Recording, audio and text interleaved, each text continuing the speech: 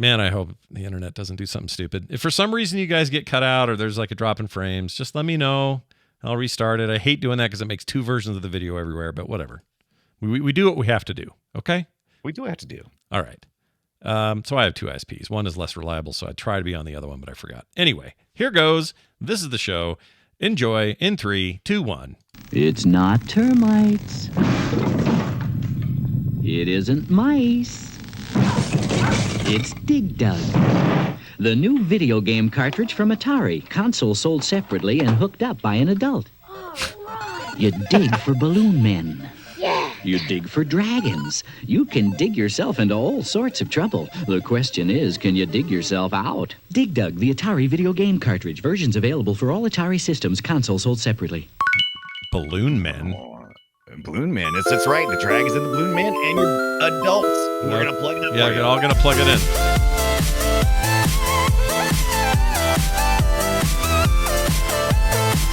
Hello, everybody. Welcome to Play Retro. I'm one of your hosts, Scott Johnson, and I like to dig my nickname.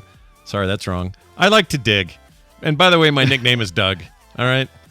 So I'm Dig Dug, really. I will dig down and I will dig up. I might even dig left. I might even dig right. If I feel like it, it's up to me.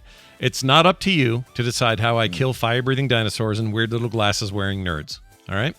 So just let me be me. And let me dig deep into this bright orange soil like a good Doug should.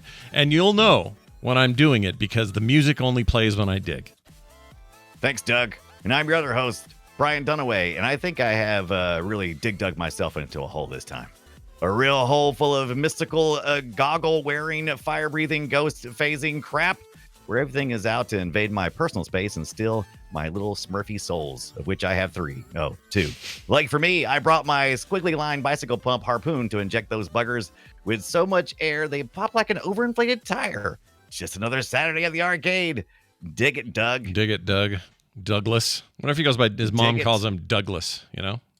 I know. I wish that, I enjoy a good play on words. Yeah. And, Doug is definitely going to be D-O-U-G and not D-U-G, right? I would think so. If you had to pin me down and make me answer, I think that would be true. Yeah. And actually, that was the first thing I went in asking this week. And if you stay tuned, you'll find out that Dig Dug wasn't his real name-o. What was it? Do you want to? Well, that's for later. You want to? You don't want to spill that now? Okay. I don't want to spill that now. We got to talk about what we've been doing this week first. I'm glad they didn't call him Doug the Digger, and here's why. Back in the day, we would like the reason that they changed Pac-Man from Puck-Man is because people would cross out that little bit of the P and make it an F, and it would then spell what you think it spells. And I can't imagine the dark world we live in if people were changing Digger to something else. So So I'm glad they went with Dig Dug. It's the right choice. Good job, Namco. Twice now, you've nailed it. Well done. Yeah. No adults in the room took up your Atari. Not one of them. Anyway, nope. Let's talk about a couple things before we get going here. I'm going on a trip to Las Vegas, a event happening for my morning show. A bunch of fans of the morning streamer coming out there, and we're going to have a blast. Can't wait. So I have loaded up my Delta app because I got a 6-hour drive. Yeah. And on that drive, what am I going to do, man? I'm going to pull out my phone. I'm going to pull up games like, let's see here. What have I installed so far? I'll probably still have some that I want to put on here. Oh, gosh, what's happening? Oh, I'll tell you what I got in mind. How about that real quick? I have Kirby. I have Kirby. I finally got that to work. We had talked about that on Discord earlier today. Remember that tilt and turn? Mm-hmm. Yeah, tilt and tumble actually. Yeah, for some reason I've got Super Mario 64. I got Dig Dug 2, which I played this week, and Super Mario Brothers. Good Lord. You are rocking the free world, man. Yeah. I have right now Kirby's Dream Course, which is a golf game on the SNES. Oh. Seems like a perfect game to have on a the screen controls are good, but they're not great for like Twitch gaming. And by Twitch, I don't mean streaming. You know what I mean? But all the turn-based sort of stuff like golf games and that sort of thing, perfect for this. Advance Wars 2, I will be playing. Fire Emblem, The Sacred Stones. I'm going to try Mario Party Advance because I've never played it on anything but a GBA. I want to see how it does here. Pokemon Pinball's on here. Pokemon Ruby version of Pokemon. So Pokemon Ruby is on here. They called it Pokemon Ruby version, which I always thought was a little bit weird, but whatever. That is weird. Also, I see what's happening. If you don't You know what? If you have an external controller hooked up to the Delta app, the screen stuff goes away. So I can't actually get out of it without using the controller to get out of it. So it maximizes the use of the screen, but then it takes away your ability to control it from the screen, right? A little bit jacked. You know what I'm gonna do? I'm gonna Bluetooth up that the SNES controller I got from 8-Bit Do. That's what I'm gonna do. I'm gonna take that with me. Anyway, what else was I going to say? Zelda, Legend of Zelda: The Minish Cap, I think should play really great on here. A few others, but anyway, that app is awesome. I know that some have been using it for a long time on other platforms. It's very nice to finally have it on iOS. Super easy to use. Highly recommend it. Take those cartridges you have and dump those ROMs and stick them on your app. All right. And stick them right up your app hole. And I stick them up your app. So last week we had talked a little bit about it last week, and I was like, well, how do they make money and blah blah blah. And anyway, come to find out, these guys are making all right as programmers. And they got a nice little Patreon page. So now I'm not as concerned about what they're doing with my data because I know they have a revenue income doing programming. So I'm pretty excited to continue to dive deep into Delta. And I did just that this week because there was nothing easier than playing Digger 2, which deserves all the respect in the world, as we find out in a minute. How much Scott loved it. But I enjoyed it. Yeah, it's been good. It's good, right? It's a nice alternative. Yeah. I mean, you could say Scott, you have an Ambernick with all these same games on it. Why don't you just take that? It's not that I don't want to do that. In fact, I probably will. That'll fit in my bag just fine. It's just that there's this new thing, and I want to fiddle with it and see how it is so I can make good recommendations. That's all. Yeah. It makes sense, and we're always excited to try something new. Chat wants to know if you pinning me down physically and making me answer any kind of questions you have, is that available to Patreon people? That's great. I love that idea. Yes, it is. Okay, what is that? What level is that? Yeah, what level? It is the $1.99 level. Yeah, is that it? I'm here to live your dreams for you. Answer the question, Johnson. Absolutely. Answer it. Absolutely. All right. Well, anyway, that's what I've been up to. You've been up to a few things. What else? You doing your Evercade a bit? That's fun. So look, I've been talking for a few years about getting into the Evercade ecosystem. And if you're not familiar with that, Evercade is essentially a company that provides real licensed ROMs, because people are always asking us like, oh, I want to get an Ambernick, but I don't know where to get ROMs at. And then it gets kind of complicated. You're like, I don't want to go to all those ROM sites or archive sites and load up my own. It's like, and what comes with it usually is crap. It's not well curated. So I went a little different direction this past week with the Evercade product that is known as Super Pocket. So we got these. There's these theme things, these theme handheld systems that are very single purpose, as in they come in with a certain style. We have a Capcom version, which has Street Fighter 2 and several other Capcom games, up to 12 included. And then there's a Taito Super Pocket, which comes with Space Invaders and Bubble Bobble and several other games as well, up to 18. But what's exciting about these systems is they are, this Hyper Megatech is a smaller part of the bigger company known as Blaze that does all of these Evercade things. And so here you go. Look at that. It's a nice little form factor Game Boy. It looks very similar in size to the Ambernicks we've talked about. I like that. This one is I love this Capcom, and I ordered both because I wasn't sure which one I would like the most. One of them is this nice rich blue with a yellow. This the Capcom. Then you got this Taito one. This kind of got this black and teal that I kind of like a lot. And so the included games come on there. They're already ready to go. It's a very smooth interface. And also you can put in these Evercade carts. And if you go to the Hyper Megatech website /Evercade, it'll give you all the games, game cartridges and packs that are available that work with this. And I ordered the Interplay Collection 1. Look at you. So, look at this little cart thing here. This is so cute. Little like I said, people boy. are always asking us how to get ROMs. These are officially licensed ROMs from these different companies. This is the Interplay one. And I got some Earthworm Jim on here. So a Boogerman. Yeah, Boogerman. Gotta have Boogerman. Yeah, absolutely. I love Boogerman. Yeah. I'm going to do a more in-depth review of these little units because, they're retail priced in the US for $59, which is very reasonable. And I have, a lot of the people who are getting these Ambernicks are wanting to get one for their kids. And, it's according to what age the kid is. Ambernick can be kind of finicky. As a matter of fact, I had talked about giving my RG35XX to my nephew. He was about 11 or 12. And he's brought it back a couple of times because it broke. The configuration file, for whatever reason, broke on it because I had to build it myself, essentially, all the little OS and stuff, and it kind of broke. And so I've had to bring it back a couple times to fix it. I'm like, man, if I could just get one of these, $60 for that, and then $20, he could have like close to 30 games worth of old school stuff that's fun. It's a good, nice, durable system. So I've been pretty impressed so far. It's very kind of narrow focused. Sure. So if you're looking for something that's going to play every freaking game in the world, this ain't going to do it. But you do get the nice cozy feeling of, I got licensed ROMs and I paid and did all the right things. And these things go on sale for $40. Sure. So keep your eyes out. They'll go on sale for $40 from time to time, and that's just an amazing deal. I kind of want one now. Which color do you think you prefer? This rich blue Capcom? I like the blue. I like the blue and yellow. I think that's cool. Very Capcom. I like that one too, though. Yeah, I'm keeping both. I ordered both. I was like, I'm gonna look at both of them and I'm gonna send one of them back. And I was like, but once I got here, I was like, yeah, I'm just gonna keep them both and maybe give one away.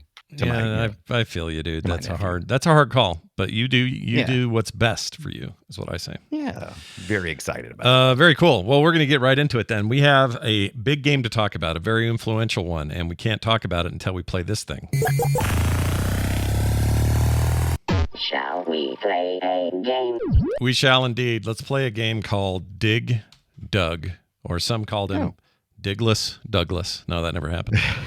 Not when it said that. Nope. I think growing up, as easy as Dig Dug should have been able to make fun of, I never made fun of Dig Dug. I gave mad respect to Dig Dug. I love Dig Dug. It felt like a cartoon at the arcade because the sprites were very bright and cartoony, and I never wanted to give a crap. Yeah, it was just fun. It's the first that I can think of that I ever played that had this idea of going underground to do things in a video game, which I'm a big fan of now. I love the SteamWorld Dig games a lot. I like games really got to be influenced by this game, though, right? Oh, have to be, right? Like at least there's a way you could trace it and say, what are all the subterranean games and how did they play? And this is OG, this game. If you played it, you know it. But here's a little bit of what that sounded like. Check it out.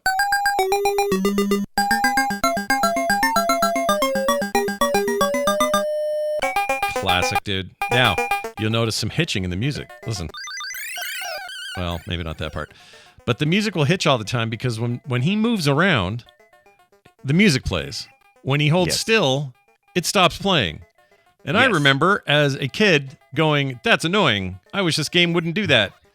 And the second game quit doing that, and other games since didn't do that. But for whatever reason, the original game was like, nope, only going to have music while I walk. That's the rule.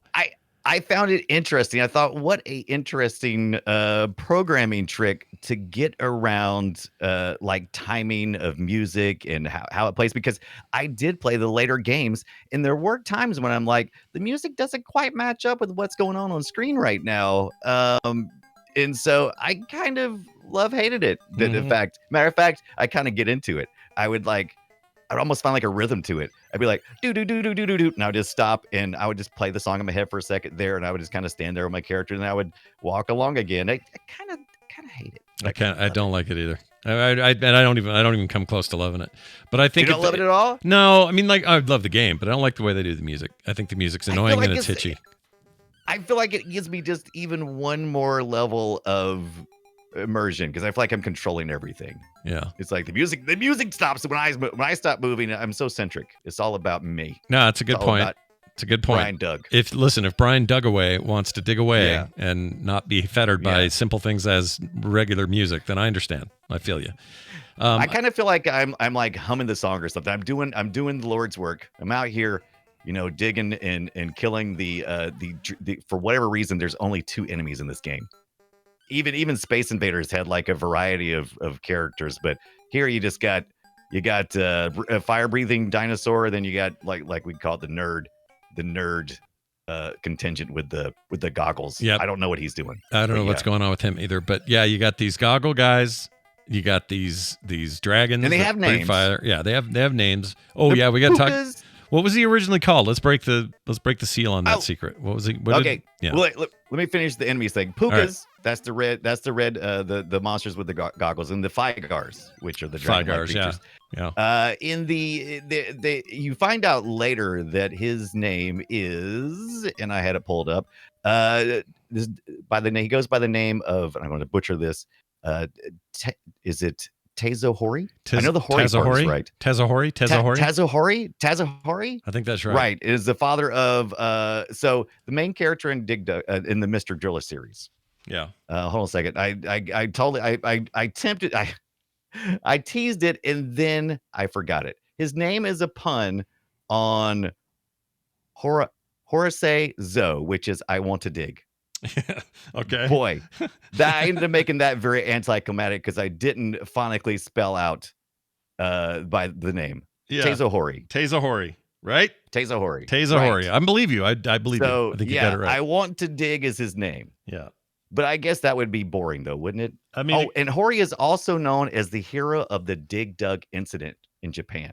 What does that mean? I don't know. Now in the Mr. Driller series. I must know what that means. Please tell me more. Now we're tying it all together with that commercial we watched pre-show, that mini movie, 2-minute commercial we watched. That feels like there was an incident and you're trying to get through it. Yeah. They're definitely aliens though, right? They're definitely aliens. Oh, I mean, if I had to put my finger on it, I'd say aliens. Because name a dragon that lives underground, number one. You can't.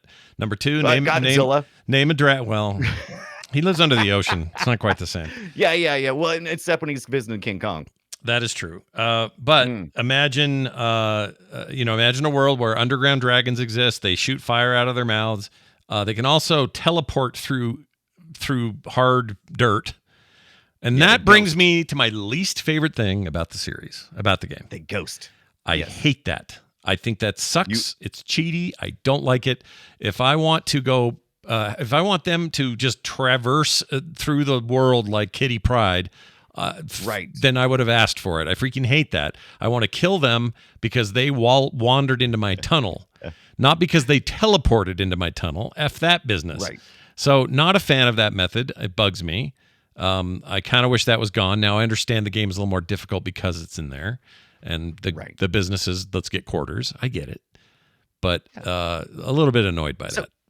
I can agree. So I think this probably happens somewhere in development. The initial concept of this game was that they wanted to do something different from all the maze craze game that was going on. We had Pac-Man. We had tons of games that were, you being chased by something, or you being on your heels, and always usually involving a maze of some sort. But here we were looking at something that was like a maze in reverse. You were creating the paths, and then that would be the maze for the monsters to go through.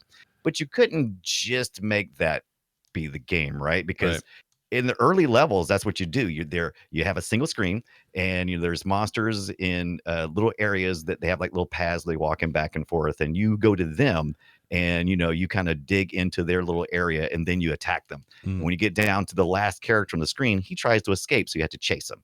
Right. In the later levels, it increases in difficulty because, like you said, they start ghosting, and they will start kind of like you're like a magnet, and they'll start like going towards you. I guess you've made them mad enough. But you just take out your bicycle pump, right? Yeah. A very creative way of destroying the characters. The story goes that the developer was out on his bike ride, and he had to pump up his tire, and that's when he got the idea that he wanted to implement that as a weapon to inflate something until it exploded. Interesting. I did not know that. Right. Keep going. Kind of functions as a harpoon, really, because it's not like you're carrying around. First of all, you're like a Smurf, very intentional, right? And then you have like a harpoon thing, right? And when it hits the bad guy, you have to start tapping the button. When you do, they inflate until they explode. Right. I didn't know that there was any strategy to that part. I thought you just did that. I thought you shot them, you stop moving your joystick, and you just just hit the button until you blow them up. Apparently, if you want to dispatch them quickly, you point the joystick towards the character and you just rapidly hit. And then they explode a lot faster, which becomes into play with the later strategy stuff when you've got a lot of enemies on screen where you have to start pumping up bad guys and then running past them before exploding them and then come back and finish your pumping. Yeah, there is you gotta pump. You got to finish your pumping as well. I like that mechanic, so I can get him kind of half pumped and I can get past him, and then he'll slowly be deflating, but that gives you time to get on the other side and either finish the pump or get to safer ground. The reason that I think they do the teleport thing, which isn't that common in the first couple of levels, is because later they want to amp up the difficulty. And how do you do that? Well, you can't have them all just follow the path that you've created. No. They have to do something else. I just wish they did something else and not teleport. Yeah, it feels very the difficulty ramps up very quickly at the arcade. Is different in the different ports. There's a million ports, by the way. Everybody got a Dig Dug eventually, because Atari was doing Namco was doing the developing, and Namco I think was just doing the distribution outside of the US, but in the US I think Atari was doing all the distribution, and so you get Atari involved and they want to put it everywhere. Yeah, that's their whole gig in life is to do that. Yeah. Put it everywhere. It's a fun game though. I think it had a really strong basis, and so you would think, kind of like, let's go back to our first episode of Joust. You'd think Joust, based on the strong platform or strong foundation you've created with your first game, that you would have no problem making a sophomore effort the next time and going, oh, well, look what we've done. We've made what was great already better. But no, they fell down a hole. Now, if there's a certain kind of game that if you love, you're stoked about Dig Dug 2. But if you aren't, Dig Dug 2 was a massive disappointment. And we'll talk about it in a second, but here's what that sounded like.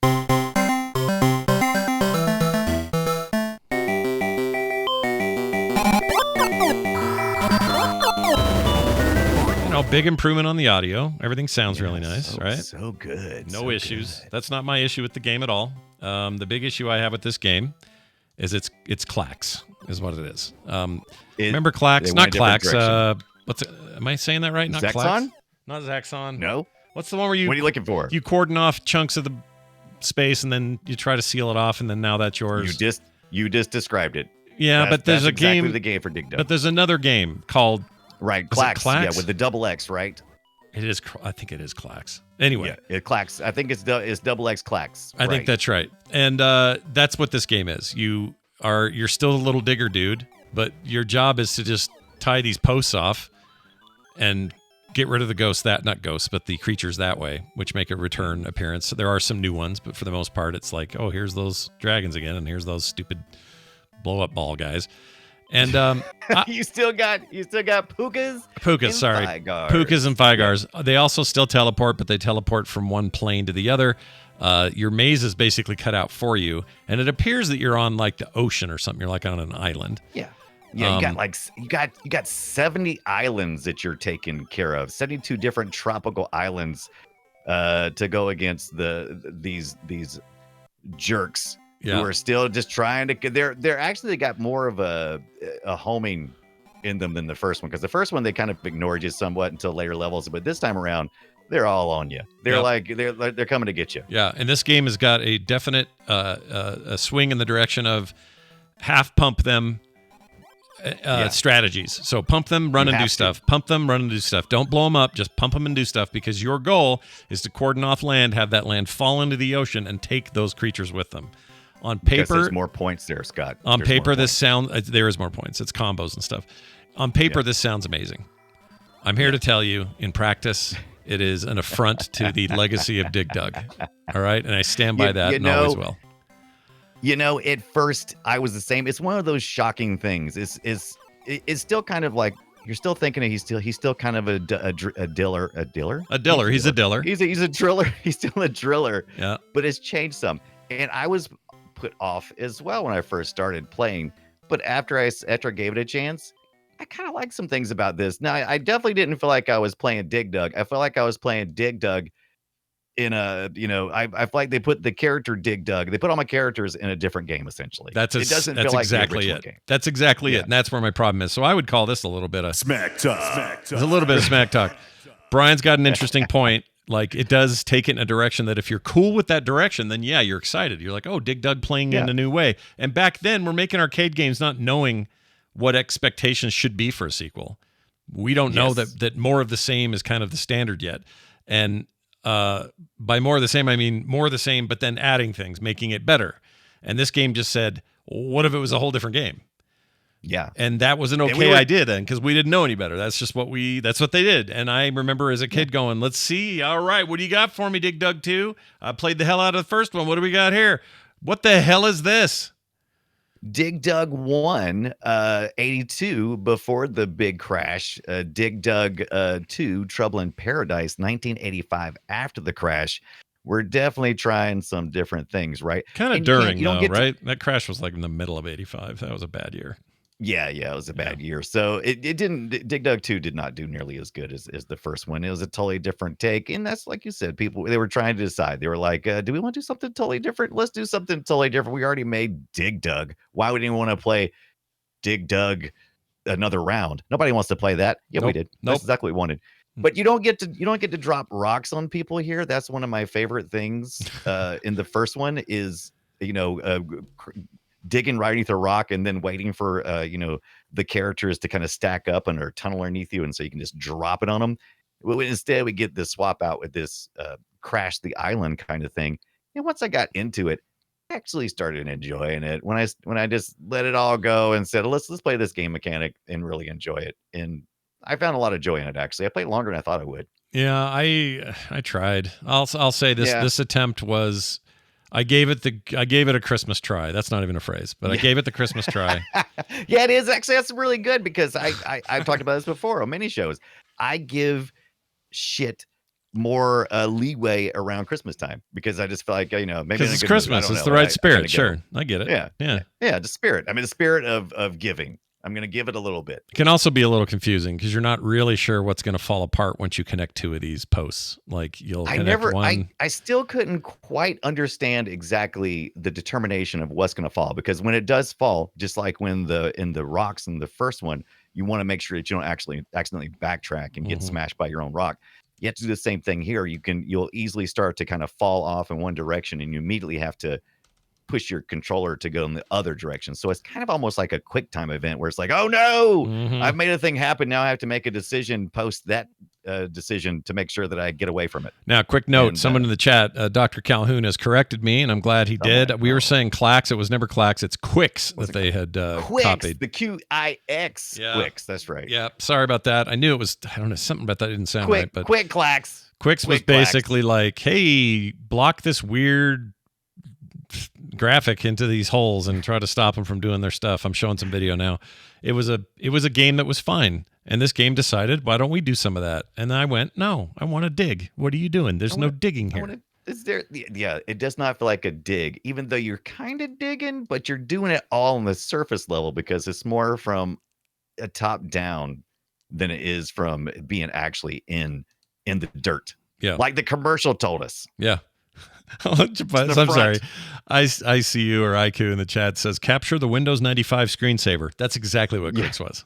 That is Quix. Because that was that stupid squiggly multicolored thing that your old ass Windows 95 screensaver would do, and you were like trapping it in the arcade. I never thought of it that way, but you win. The sprites are all still essentially the same in this one, except they're maybe a little bit smaller, or maybe it's just a perception thing, because the first one, they felt bigger and more cartoony. And I even love the little flowers across the top that represented each stage that you got through. It's like, oh, look, I'm racking it up. I'm like stage 1, 2, 3, 4, 5 flowers. I'm like, moo-ha-ha. And in this one, the characters are the sprite animations are still the same perspective, but now instead of being like you've cut out a chunk of the earth and are looking into it, now it's like you're isometric, almost like top down somewhat. It's a little bit, it's definitely, it was a bold move. If you wanted something different, if you wanted something different, you got it. And I know today, it's these days you hear people going,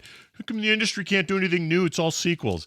Well, back then we didn't know what we wanted, you know? And then that's when Namco points over and Dig Dug 2 and says, huh? Yeah, See? what do you think? What do you think? And then everyone goes, no, not that.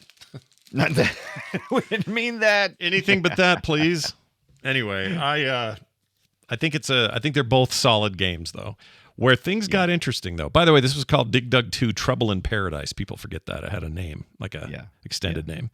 And plus there wasn't as many so we were still very much in the high score era of arcade games where it's like the biggest satisfaction you could get was rolling the score and running into a kill screen, which you could do in the first one. I don't know how in the hell you'd ever do it in the second one. But yeah, so you didn't have as many ways to score points. Like the first one felt more like if you dug a block of dirt, I think it was like 10 points, and then if you killed a Rygar, it was so many points, and there was just all kinds of ways you could accrue points. In this second one, it was kind of all a mystery to me still. Still is. Yeah. Still a little bit of one. I finished. I probably played 2 hours. I'm not totally good. Yeah, it's not bad, but I'm still surprised. I'm still a little bit confused about when and how I'm creating the divisions. Like in Quicks, it's easy because you're going dot, dot. And it's like the dots connect and create a square. And this one, it's like, well, they're dots, but they're also these lines. They're already there when you get there. Those are like cuts, but you're not sure what they align with. So then you got to experiment with okay, well, that whole half of the island will fall off if I do this. Yeah. But then sometimes it does the opposite. Sometimes it's the wrong half. Yeah. And that threw me the whole time. Yeah.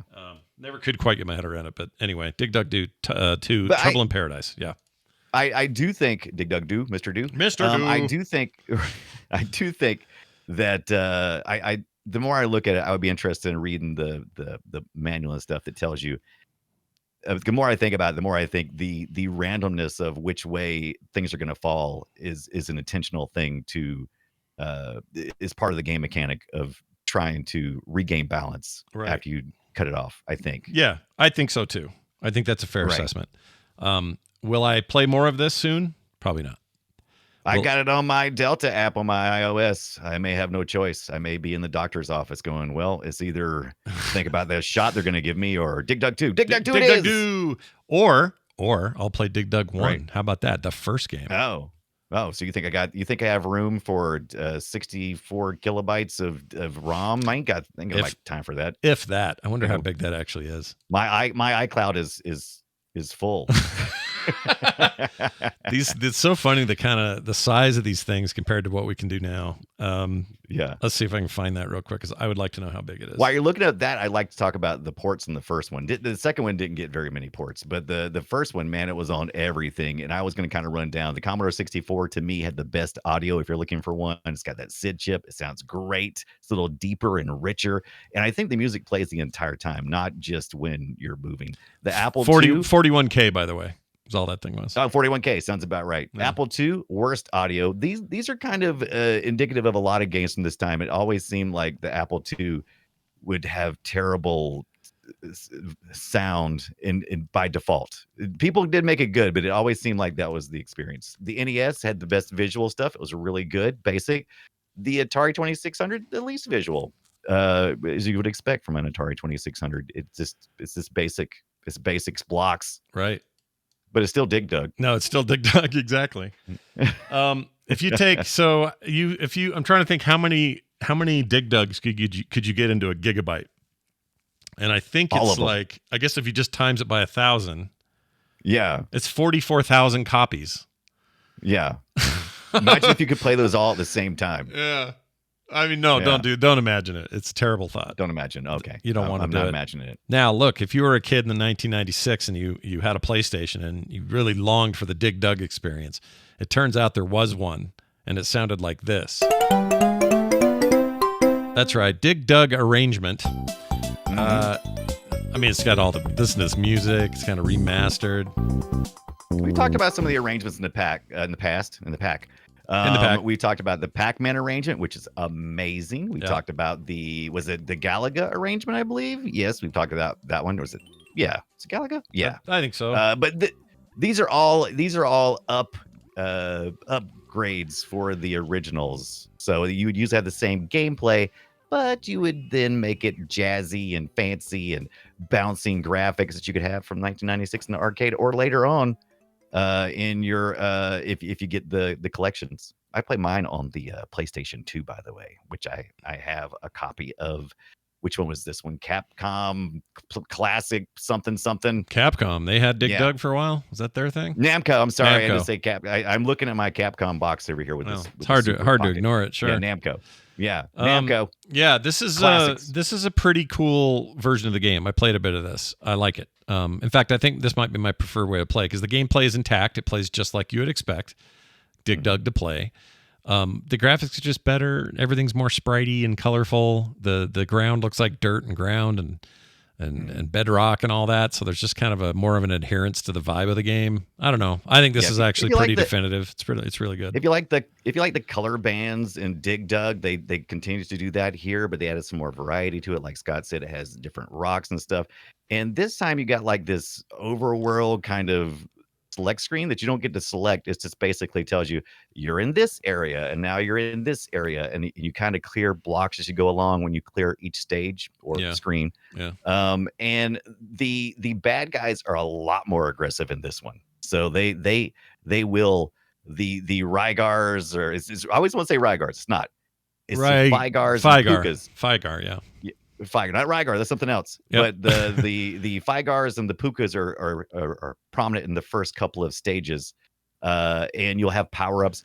But later on, they start adding more characters that do different things, like this dynamite stick looking thing that when you pump him up, when he explodes, he like causes an area of effect. So a lot more variety coming along here. Like I said, you got power ups. You got like instead of like dropping rocks, you might drop a thing that basically clears all of the tunnels that you've created. Mm-hmm. So you can actually clear a screen really quick if you make a couple of paths and then hit one of those, and it'll drop down. Those balls. There's like there's those little speed boots like you might see in Bomberman. Yes. Make you run faster. Yes. And there are some different influences here. You see like Bomberman influence, a little bit of I don't know. What else? Well, like we said, Bomberman. What else? That's it. They had some other they added some other series stuff. They had like what is it? The Cosmo Gang from other games they had. Yeah. So they brought a bunch of their properties and kind of put them in here as bad guys. But the most interesting thing here is now you have a sense of progression, because we're no longer talking about who got the high score. High score is still a relevant point, but you want to feel like you're making progress. So now they've added boss levels, which I found varying degrees of enjoyment. Because you would end up in an open area, and you would have a giant Fygar or whatever character they decided to embiggen, and you'll have to sometimes you get a gun that you can kind of blast them with, which is a lot faster than trying to pump them up, but you can't pump them up. Can't pump up the big guys. Mm-hmm. Those guys are too big. It'd be like trying to pump up a Macy's Thanksgiving Day Parade with a bicycle pump. It ain't gonna happen. So you got to figure out something else. Yeah. So you may blow up, like I mentioned earlier, those dynamite characters. You could blow them up and cause damage, and they have a big old health meter bar at the top. But I found this one interesting in the way that allowed you to feel like you're making progress. You clear multiple areas, including, I don't want to spoil it because I was kind of impressed when I did it. I completed the game because this game has endless continues. I guess you could have it at the arcade too if you have enough quarters. But it's got endless continues, and I finished the game completely. And you end up on the moon. So once again, back to the alien contingent. I think but let me tell you about what's on the moon. Yeah, what's up there? There's either a guy who is sleeping with snot in his nose, or you're killing giant babies and they're crying about it. Okay. I'm not sure which. All right. But that's what happens when you get to the moon. I like it. I like that a lot. I actually tried. It emotionally impacted me so much. I actually thought, am I supposed to be killing these guys? Am I supposed to be killing the big baby ones or am I supposed to be killing everything else and then let them escape? I wasn't sure. You were trying to get the alternate ending to the game. I thought we didn't mention that I think was it. So this one was the first one that you could play multiple players on the previous ones, but it was kind of like take turn. Yeah. High score, take a turn. Right. Here you can actually play with two people at once on the screen. Oh, that's cool. And you can, Yeah, so that's pretty cool, especially when you start getting into some of the later level stuff where you start running into enemies that also have their own bicycle pump, and they will blow you up. Oh shit! How do Yeah, you avoid? I never saw any of that. How do you avoid that? oh my gosh, it gets really crazy near the end, but for the most part, you just have to when they start pumping you up, you have to start smashing the button, and there's a little icon that comes up and goes smash the button, and you go, I'm smashing the button. Yeah, and because I don't want to die the way I've been killing. Yeah, this isn't funny anymore. I want to live the way I die, or die the way I lived. That's right. Yeah. It's cool though. It's a cool version of the game. I think your dude looks like a little Smurf though, and it's the only problem I have with it. He looks like a Smurf. Well, intentionally the character was designed, but he looks more Smurf here than he did in previous versions. But yeah, the character was originally inspired by the Smurfs. But if I was going to play one of these, I would love to play the Dig Dug arrangement. I found the most joy in it. It's part of the Namco Classic Collection Volume 2. Which came out for the GameCube, which is I have it on the GameCube. I have it on PlayStation 2. It's a great collection. It's got the Pac-Man arrangement. It's got the Galaga arrangement. And it's got this arrangement, and it's got also the classics too. It's got the original Dig Dug, which you can play alongside. But now, yeah, what if you really wanted a low rent version of some of these same mechanics, but see it in black and white? Well, I got a deal for you, Brian. You could play this game right here. Listen to the fidelity. Yep. Let the fidelity wash over you, because that's what you're going to get with your Game Boy game. This is, let's see what they call this. They called it New Dig Dug in 1996. They actually called it Dig Dug. I put New in there. Oh, I thought it was actually called New, no? I thought it was. I did that because it's called Dig Dug for the Game Boy from 1996, but there's two modes in the game. There is Dig Dug, like normal, and then there's New Dig Dug. And it plays a little different. Yeah, this is the part I messed with, and it is weird. The whole screen scrolls. It's not a standard portrait style game like the last bunch we just talked about, last three. It's not screen to screen. It's got the rolling ball thing. In fact, the ball can persist sometimes for a longer time than you think and roll back and forth. It does slightly different stuff. And there's also escape doors. Well, there's one right there. So beating it is not about beating the creatures entirely always. Sometimes it's just get the F out the door. You got to get the key. You got to go find the door. It's more of an adventure game. It's all right.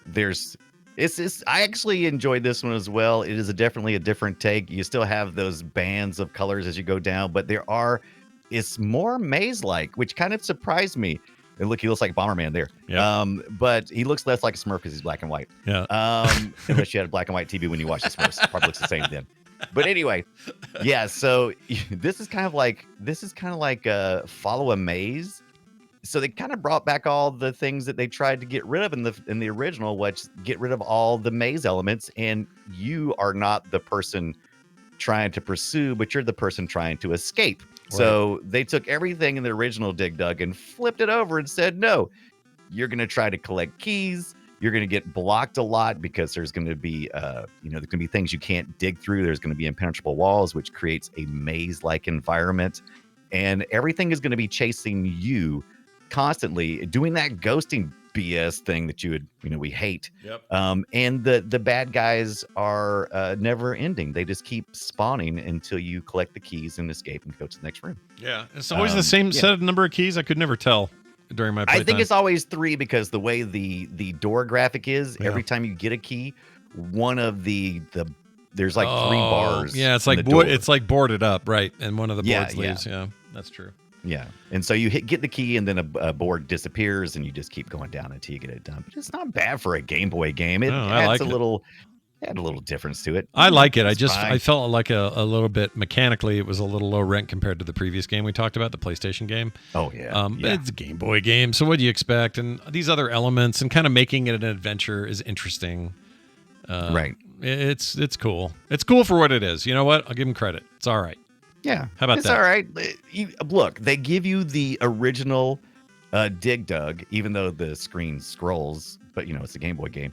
And they gave you this as well, so why not? Yeah, why not? Bring it on? I would have I'd play this in color. I'd play a color version of this if I could. They never made it for that though. You actually can if you put this in the Game Boy Color. Yeah. There's a color palette, which is how I played it for the most part. I did. try it in black I didn't and white. try the palette stuff. So the palette things are hit and miss for me, but I don't mind those. Those are all right. Yeah, the palette was pretty good. The default palette for this looked pretty good, except he looks more human because he has a fleshy tone to his skin instead of his Smurfy tone. Oh, his whole body is a fleshy tone? Well, he's still got the white outfit, but his skin tone is a human fleshy color as opposed to a blue Smurfy color. I get you. Well, I don't like the Smurfs anyway, so F the Smurfs.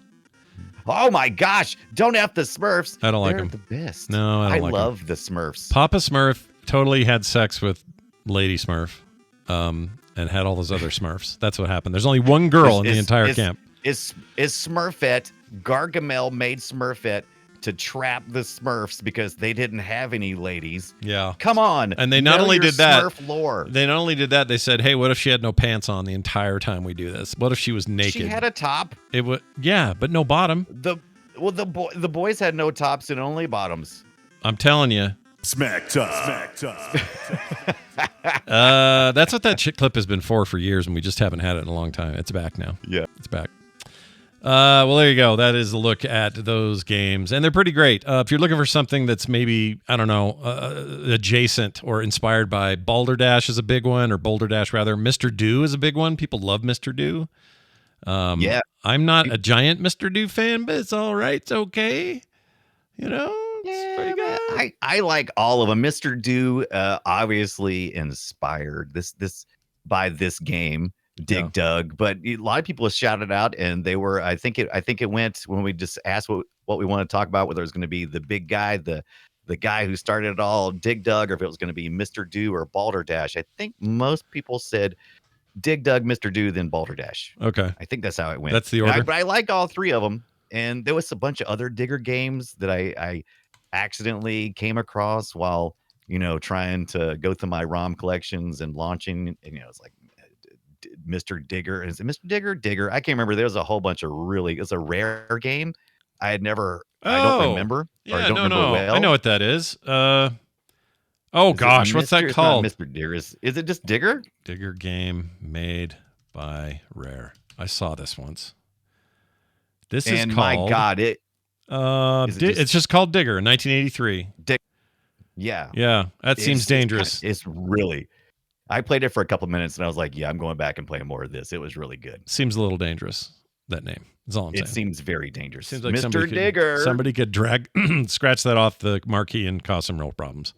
That's all I'm saying. Yeah. Well, anyway, that game was good because that game had, what I liked about that game is it had goals of stuff you had to go get, and killing stuff was secondary. Like you just had, Mr. Do had to go, Digger, I guess that's his name. Mm-hmm. He would just have to, he needed all the apples. He needed all the cherries. He needed all the whatevers. Here he is on video doing it right now. Look at that. He just wants what he wants, and you're avoiding those creatures.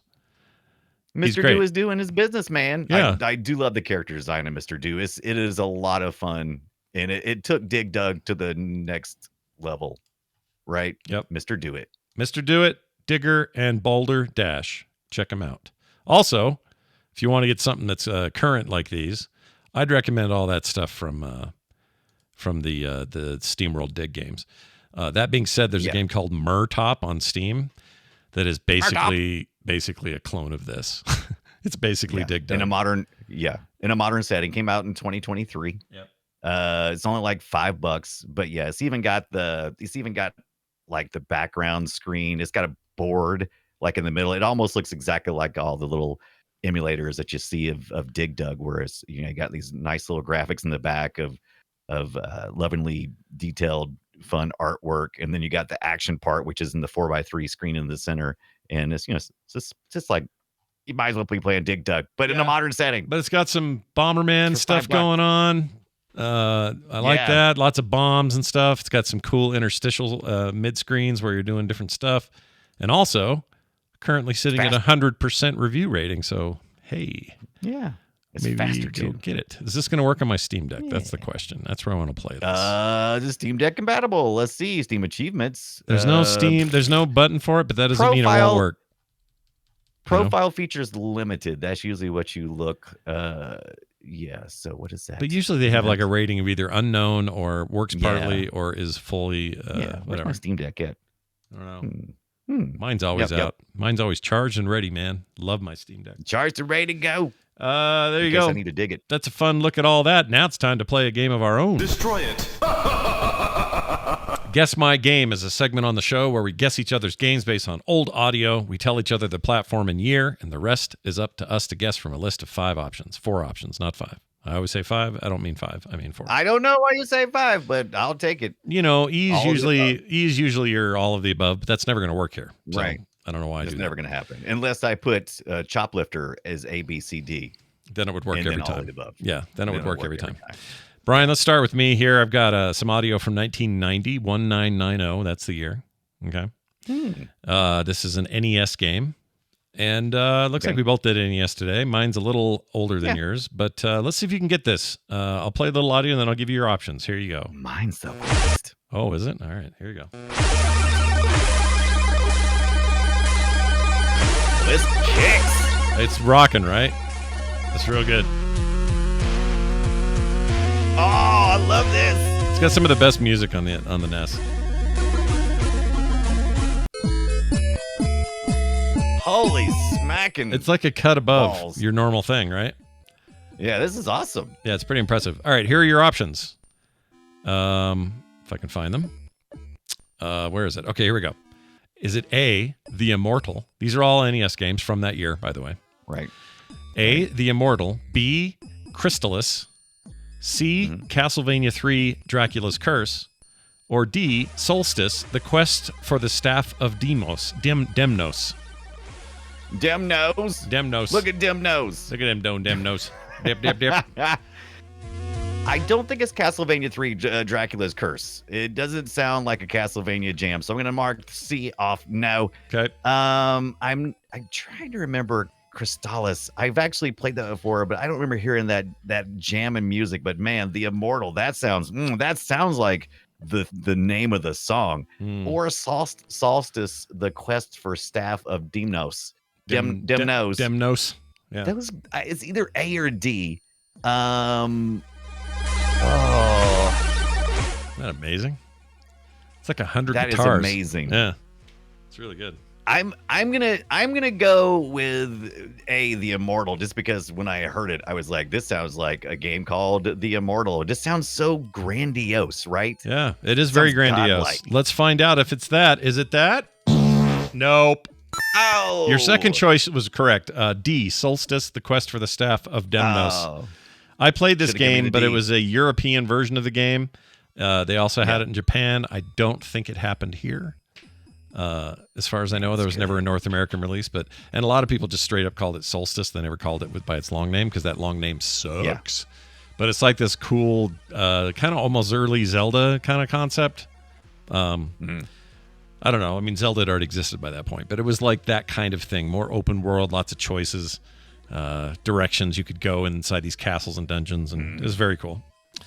This is sexy. Yeah. I want to play it now. I just to have it running in the background. It sounds so good. It can be yours by simply buying the old cartridge and downloading the ROM. Woohoo! Brian, let's get to yours. On Evercade. That's right. Let's get to yours. Tell me about your NES game. What's the deal? What's the year? I'm on the NES a few years prior to this, when they didn't know how to make all of the use of the fantastic sound that the NES is apparently capable of.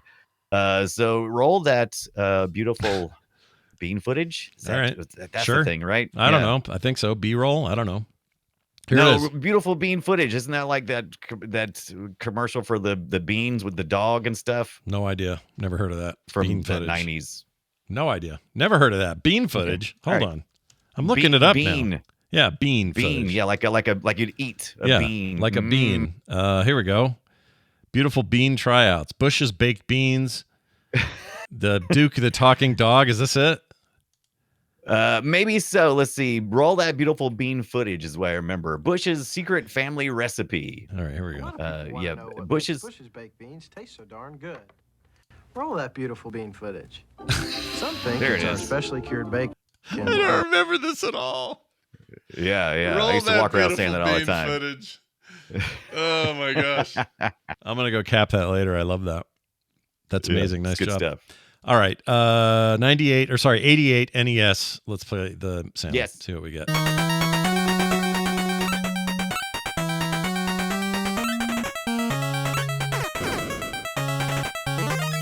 Still pretty spicy though, right? Still pretty spicy. Not quite the. Hold on.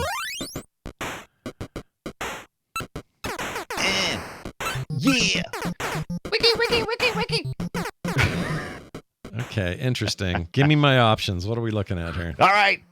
Hey, Scott. My beautiful bean footage this week is from A, Blaster Master, B, Dr. Jekyll and Mr. Hyde, Yeah. C, Vindicators, or D, The Adventures of Bayou Billy. All right, hold on. Smack. Smack. Yeah. All right. This is a hard one. Because right now I'm picking between Master Blaster and Vindicators. Okay. I don't know why. So you don't think it's Dr. Jekyll and Mr. Hyde I don't. or The Adventures of Bayou Billy? I don't. There's something about it that says that this is there. I hear some shooting and some gunning and maybe some tires squealing. We got to do Adventures of Bayou Billy, by the way. I have that on the NES, the real cart thing. Vindicators?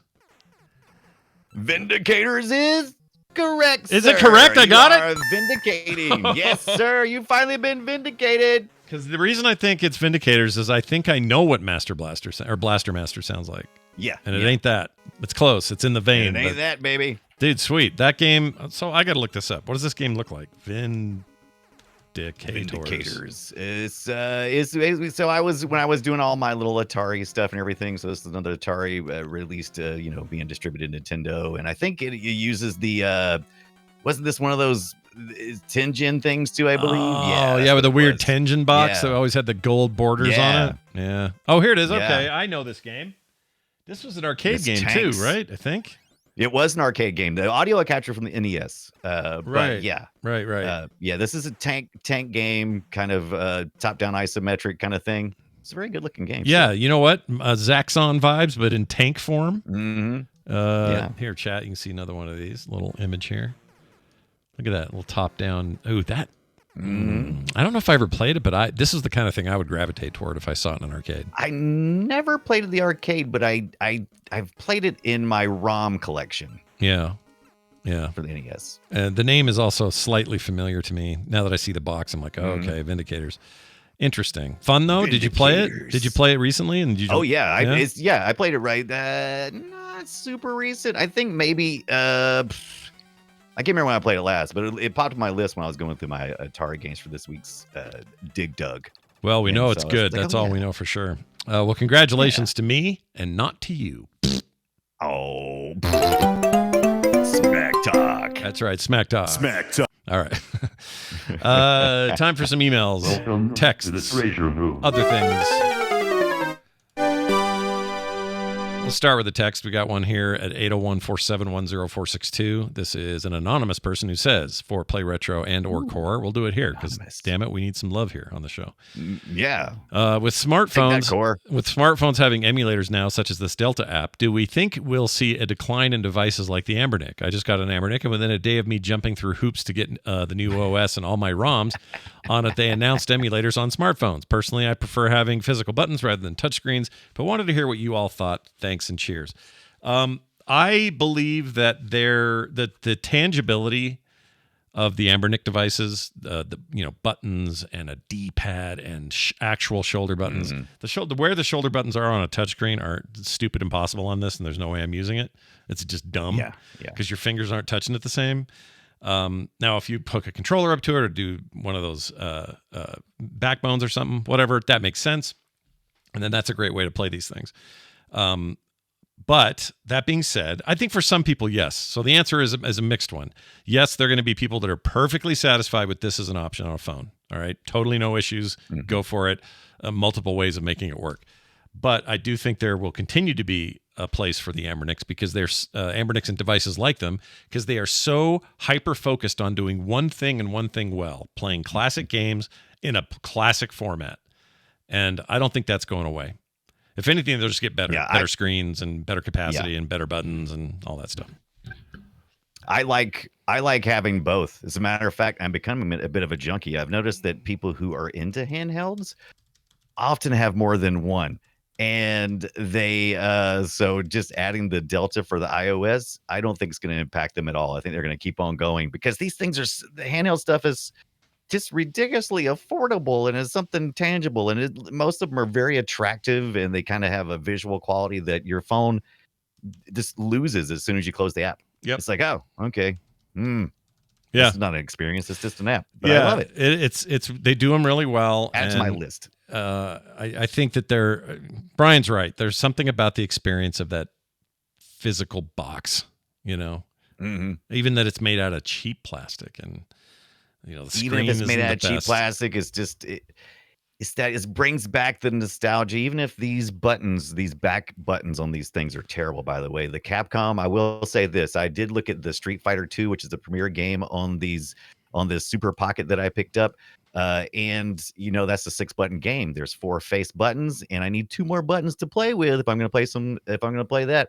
And it happens to be these little buttons on the back, and they're not super conveniently located for my big giant hands. Yeah. Well, you've got big meaty hands, and I find them attractive when I see them. So. Oh, well, thank you. Yeah. Look at those things. They look like big, strong hands. They sure do. What can you pick up with your big, strong hand? Big strong hands. I'm a rock biter from the Never Ending Story. Indeed.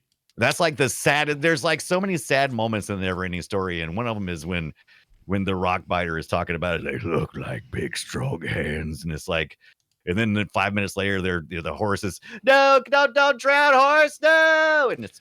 You want to hear the dumbest headline I've seen recently? I saw a headline that says Netflix considering a live-action reboot of the Never-Ending Story. And I went, the original is live-action. The original was a live-action. What the hell are they talking about? There was a cartoon, though, wasn't there? I think there? There was a... I don't know. I think there was a cartoon at some point in time. So I guess maybe they felt like they had to distinguish it. But the original was live-action. So. You're right, there was. 95 to 96, there was a cartoon. So some writer just didn't know. He didn't know. He thought he's probably some 90s kid. He's like, wait, there was some movie in the 80s? Shit.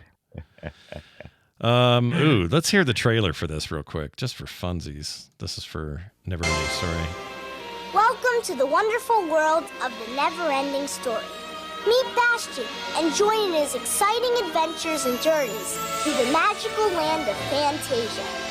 Wow. That was on HBO. HBO had that show. Wow, I think I do remember it was on HBO. That's true. I don't remember that at all. That's crazy. It was a little bit much, but that was 3 years before. 3 years before The Sopranos aired on the same channel. Yeah, that's weird. They had diversity. They sure did. That's it for our game to play. Or no, the text. Sorry. Let me now read this email. Text. This email's great. Looking forward to the Dig Dug episode. One of my favorites as a kid. I was wearing this T-shirt while listening to last week's episode when you announced it, and I'd like to share this with the chat. You can take a look. This is his shirt. Oh, I love this Dig Dug. Oh my gosh, it's in the shape of Doug. I love all the colors. That's Doug's shape, the overall thing. Oh, you're right. I didn't even notice that. It's not like a square. He's like a Doug shape. Yeah, he's Doug shaped. I love that. Isn't that great? They kind of did that in the Dig Dug arrangement too. They would spell out like the little tunnels and stuff would spell out like Dig Dug. Sometimes you wouldn't even notice. And it's like, wait a minute, it spells Dig Dug. But that shirt is amazing. Isn't that cool? Who sent this? This guy didn't say his name. It was a text. I said email, but it's a text, and he didn't say his name. But he said he was wearing this when we talked about it. We're gonna call him Doug. We'll call him Shirt. Thanks, Doug. Thanks, Doug Shirt. We appreciate it. Shirt Doug. Shirt Doug. Hey, I'm Shirt Doug. Well, what worries me, though, is he says he was wearing this, but he took this picture with him not wearing it. Was he topless when he was taking this picture? Oh, gosh. Now that you say it, it's entirely so possible. We're going to call him Shirtless Doug. Yeah, that's just the way it's going to be. All right, now we're going to do something called the Retro Report. May as well use that music. Why not? Brian, tell me about this Roller Coaster Tycoon Open RCT2 server thing you're doing, or whatever you're doing. What are you doing with that? If you listened last week, we did Roller Coaster Tycoon, and I got kind of addicted to what's called Open RCT2, which gives you the ability to play Roller Coaster Tycoon in a more modern environment. And one of the big pluses is that you can play multiplayer. You can drop into other people's hosted games and build right along with them. But I've decided, instead of opening up my my ports on my home server to rent a VPS server, and I've installed Docker, which is kind of like it allows you to put things in it. And so I'm going to put in it, there's already a pre-built Docker for OpenRCT2 on Debian 12, and I'm going to finish configuring it. I've already started on it, and once I do, we'll launch that and talk about it here. And I'll probably add it to our Retro GIB website with some new instructions on how to do all that stuff, as well as our already still existing servers for Unreal Tournament 99 and 2004. So I'm very excited to see what you guys can design in Roller Coaster Tycoon. And that's what the Retro Report mostly is talk about what we're doing and talk about what the community is doing. And you guys, a lot of people gave us feedback. They picked up the iPad version, the iOS version, which allows you to do the touch screen for the Roller Coaster Tycoon. It's a deluxe classic. I think it's classic. Classic, I think. Yeah. Yeah, I think it's the classic one that has the ability for touchscreen.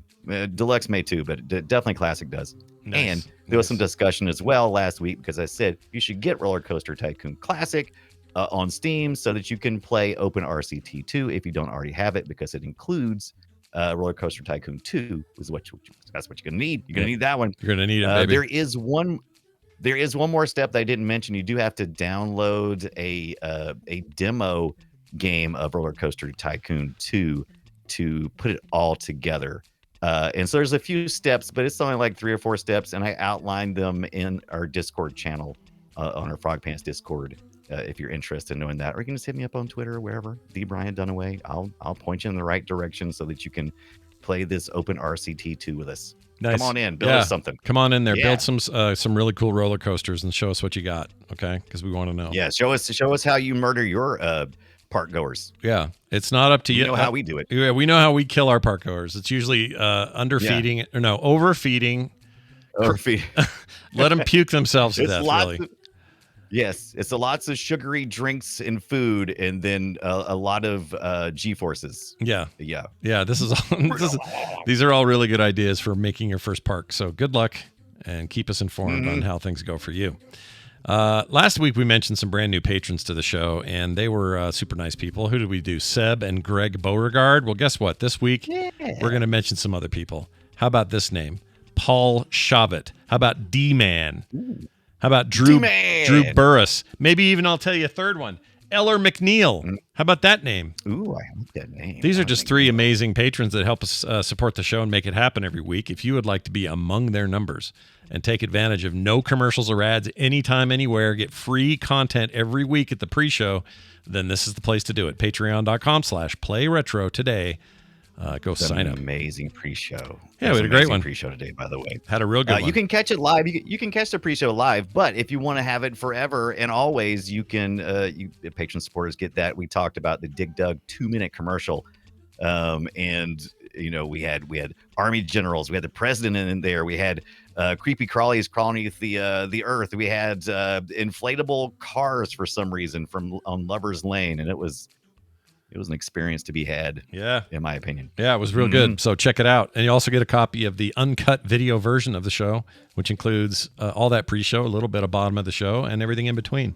Even if we take a break, even if Brian has to go up and pee and we pause everything, you'll get to see you get to experience that firsthand. Well, maybe not firsthand. I enjoy using my Patreon app to listen to the podcast. It works good. It's actually a good app. I would recommend it. Yeah. I like a lot of apps, but that one in particular. And if you use Spotify, good news, the podcast, even if you're a patron, shows up over there as well. So go use that at your leisure. That is going to do it for us. Next week, we're going to talk about Dr. Mario versus Wario's Woods. Now, you might say, wait, what? What are you doing? Wario Wood, that's something else. That's right, Wario's very different. Woods. These are 2 puzzle games that were based on, mainline Mario and Wario games. Yo. And the real question is, which got you in more? Was it Dr. Mario and his messing around with pills? Big Pharma Mario, basically, or was it being in the woods that Wario hates? Which one did it better? I have my own opinion. I'll save it for next time.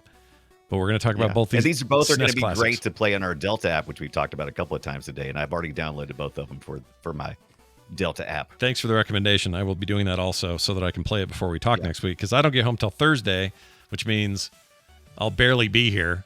And so it'll be nice to have some road time with these games, and that's what we'll do. And then we'll talk about them here on the show. So you just got to come back and be a part of Play Retro next week. If you want to be here live, like Brian said, come on down. We record at 1:30 Mountain Time on most Fridays, unless we tell you different. You can find the entire Frog Pants schedule at frogpants.com/schedule. That is going to do it for us. Brian, any final thoughts and words before we go? Yeah, shirtless Doug. Put your shirt back on. Put your shirt on, dude! And we'll see you guys soon.